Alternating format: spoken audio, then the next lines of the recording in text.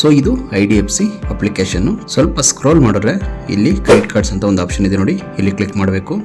Next ಇಲ್ಲಿ scroll ಮಾಡಿದ್ರೆ ನಿಮಗಿಲ್ಲಿ view all option ಅಂತ ಬರುತ್ತೆ, ಇಲ್ಲಿ ಕ್ಲಿಕ್ ಮಾಡಿ. ಆ ನಂತರ ಲಾಸ್ಟ್ ಆಪ್ಷನ್ ಇದೆ ನೋಡಿ, ಇಲ್ಲಿ ನಿಮಗೆ ಕಾರ್ಡ್ ಕ್ಲೋಸರ್ ಅಂತ ಅಂದ್ಬಿಟ್ಟು ಇಲ್ಲಿ ಕ್ಲಿಕ್ ಮಾಡಬೇಕು.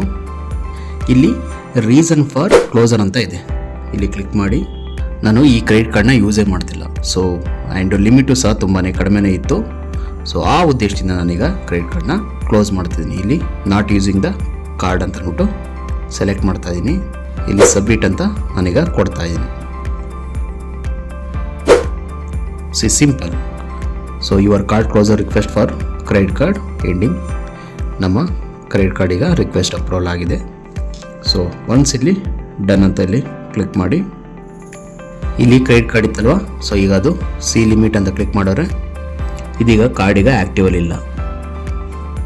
ಕಾರ್ಡ್ ರಿಕ್ವೆಸ್ಟೆಡ್ ಫಾರ್ ಕ್ಲೋಸರ್ ಅಂತ ಬಂದಿದೆ ನೋಡಿ, ಬಿಫೋರ್ ಆ್ಯಂಡ್ ಆಫ್ಟರ್.